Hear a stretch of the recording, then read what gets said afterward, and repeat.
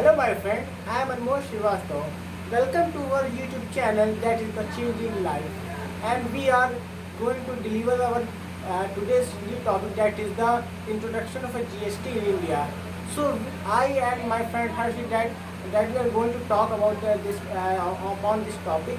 So friend, as with the goods and service tax that is being introduced by the Honorable President, that is Pranab Mukherjee, during 2017. So it was a tax which is introduced to avoid that cascading effect on a, and to avoid the problem that we face to pay the multiple taxes like sales tax, value added tax, and like entertainment tax, water tax, and many taxes. So in order to avoid these taxes, the goods and service tax that is being introduced by the government of India. The main purpose of goods and service tax is to curb the problems, is to bring the transparency in a taxation system. The main impact of this GST amendment bill that is being came in 2017, that all the multiple taxes that is being levied in India back to 2016, that all been abolished, and today there is only single tax system, that is goods and services taxes. Yes. You don't need to pay a multiple taxes. The main advantage that is being gained not only for the consumer side but also to the producer side, manufacturer, and the retailer also. For example, for a consumer side, consumer don't need to pay multiple taxes, including a sales tax, value added tax. He has to pay only a single tax. So similarly, he don't need to pay a much more taxes, and therefore the rate of tax of GST that is being amendment and being structured upon the different goods and categories of different goods. Similarly, on the side of the producer also, manufacturer also has been relied to pay only a single taxes, and that is the GST which is levied on a particular goods and services.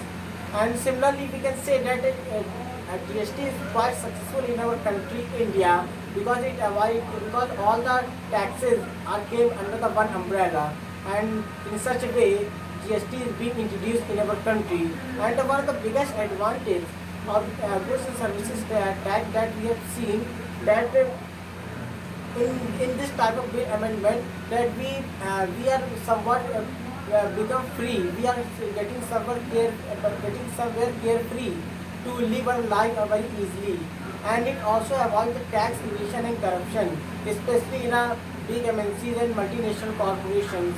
That is one of the main advantage of goods and services tax that is being introduced in 2017. And consider, my friend, that government of India earned more than 1 lakh crore rupees of a revenue due to introduction of a goods and services tax till now. So you can consider it how it can benefit not only the individual consumer but also our government, our own government, and it is, we have seen that it is quite successful in our country, India. So I am going to take my opinion of my friend, that is Harshit Srivastav. So yes, he's rightly said that GST, as you all know, that it is a goods and services tax. So it is a tax which is directly being taken in the form of, due to the transaction of the that is held in the goods and services. We are all very familiar to that. So it is the type of the indirect tax. I think that you all might be familiar about the indirect taxes.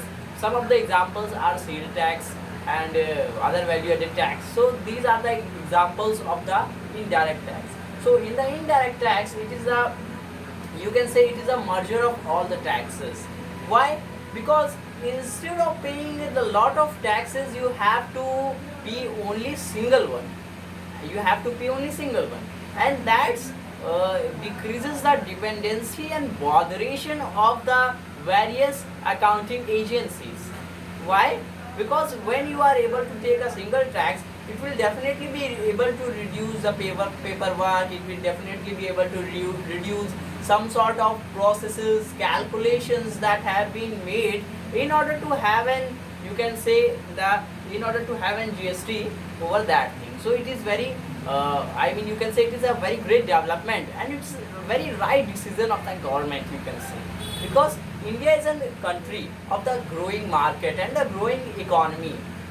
In such scenario, we need to understand that apart from creating a lot of market, we need to have such an efficient accounting system so that we can be able to easily be accountable for the product and services that we are going to acquire from our services. So for this reason the GST is being included. I would like to tell you about some of the facts about the GST. That GST is applicable to those businessmen who have turnover of approximately 20 lakhs, more than 20 lakhs. The turnover is, you all know that it is the net profit, the net income that is gained over the year, over the financial year. So if that turnover is greater than the 20 lakh, then definitely you need to pay some sort of a GST, and that GST is calculated about 18%. Let us take an example. If you buy a commodity of rupees 1000, you have to pay its 18%. Apart from 1000, that is 1000 plus 180, that is 1180. So it is just a simple calculation. GST includes, actually the structure of GST includes 4 of the components. The first one is CGST, that is the centralized goods and service tax. The second one is, you can say, UTGST, that is Union Territory goods and service tax. The third one is integrated goods and service tax, and the last one is the SGST, that is the state goods and service tax. So as their name define, that central CGST includes the term central, it is applicable to all over the country. State GST is applicable to over the states. There are 29 states in India, so this is applicable to the individual states. And some other sort of union territories are there, like New Delhi and some other places. So they are being governed by that taxation rules and forms. And the integrated GST, you can understand, it is a merger of some of the GST processes that are being happened. So in this way you can be able to understand the structure of the GST in our country. So now I need to talk about why we need GST. Before the time when the GST was not there, there were a huge problem of giving a lot of taxes, and also the large businessmen have to bother about the different types of taxes, their paying rates. Government is also facing a lot of problem that on the decreasing side of the collection of the revenues. Why? Because if someone forgot to give that tax and that tax, so this process might be happened. The accountability of the taxes was not so easy as it has made due to the introduction of the GST in the Indian economy. So I think it is a big step towards increasing the GDP of the country. So now let me take the opinion of my friend Anmol. Yeah, you are very right that how our economy develops and grows with the help of an introduction of goods and services tax. Let me explain that how it benefits the ultimate consumer, who are the real holder of who are the real pillar of our Indian economy. Actually, earlier, before introduction of a GST, what happened that the goods that is being manufactured by the producer and manufacturer, so producer levied his own tax on the goods manufactured, and then that goods passes to a wholesaler, then wholesaler levy their own tax. So when that goods passes to a retailer, and the retailer also charge some more amount in form of tax. So what happens that it involves multiple taxes, and it adds to more taxes in a layers from when a goods passes from a manufacturer to consumer. So ultimately what happens that consumer have to pay a huge amount of taxes because of a amount of goods and services which he is purchasing, and because of a quantity of goods and services that he is purchasing, that is going to be increased a lot. Its prices that is being increased by a lot. So in such way, it also provides a relief to a consumer, so that he cannot pay a multiple taxes. He only pay only single taxation. So that is a main ultimate advantage to a consumer. And similarly, there is many things how GST can benefit our economy, how GST can control the inflation in our economy. For example, there are certain goods and services government have designed a different rate of taxation on a different goods, depending upon the necessities, depending upon its uses, and depending upon its effects in our country. For example, government levied a more tax on a liquor product like alcohol, like cigarettes, and other harmful products, so that Addictive products. its demand can be reduced. So that demand can be reduced. And similar with government levied a very minimum taxes on the necessities like wheat, like basic amenities which we use daily, so that we can use that commodity more, and we a normal consumer, even a poor consumer, don't face any kind of problem to purchase these commodities. Yes. So that is the main benefits of a goods and services taxes. And it doesn't matter in which part of country you are. You have to pay a single amount that is being paid across the country. That is the real benefits of a goods and services taxation. And actually, how to control the inflation, that if the demand of any goods and services, if demand of inflation comes when the demand of any goods and service increase, and its supply is not up to a mark as per the demand. So in such case, producer increases the price of goods and services. And if producer increases the price of goods and services, then ultimately it will add a load to a consumer. Then consumer has to pay more. In such way, the inflation is being arising. So government decided that government charges a different rate of tax in a different goods. If the demand of certain goods and services, certain product is being increased, and then government levied a more, and then government also increases the rate of tax on that products and services, by which the demand is more. In such way, the demand of that goods and services is going to be a decreased, and the demand decreases, then inflation also decreases. So in such way, government controls the inflation by introduction of goods and services taxes, and it is considered to be a boon for our Indian economy, because lot of the revenue is being generated from our goods and services taxes, and it also provides a framework to a business model, and it also provides it also integrate and coordinate the various businesses, and it also regulates the businesses, and it provides a easy accountability and accessibility in the part of a government of India, so that government of India can keep their eye on the producer, and government of India can keep their eye on the retailers, on the wholesalers who are supplying their goods and services, and who are involved in the trading of goods and services. And so that government also provides some benefits on the regarding of goods and services taxes. Those who continue file the GST returns in the month of September, then they are surely be benefited from that. Government also provide a very assistance to these corporations and small industries who regularly file the GST. So in this way, it also adds to our value in our GDP of our country.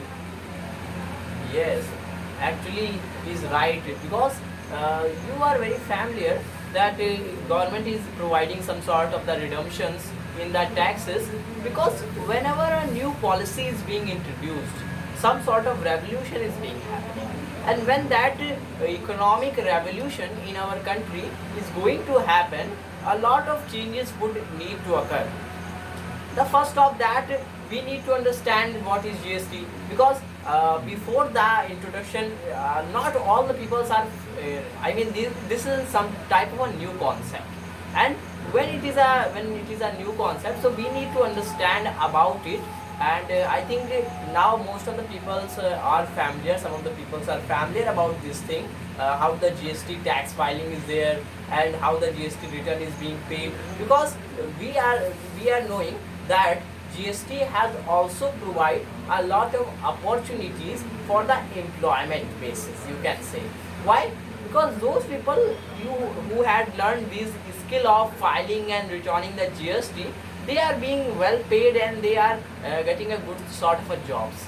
because every businessman, either be a big or small, he needs to be paid the GST. He needs to be, I mean, who has turnover over the 20 lakhs, he have to pay the GST, and if he have to pay the GST, then definitely either he would learn that skill, either he would be able to, he will hire some sort of a person to do such type of a process.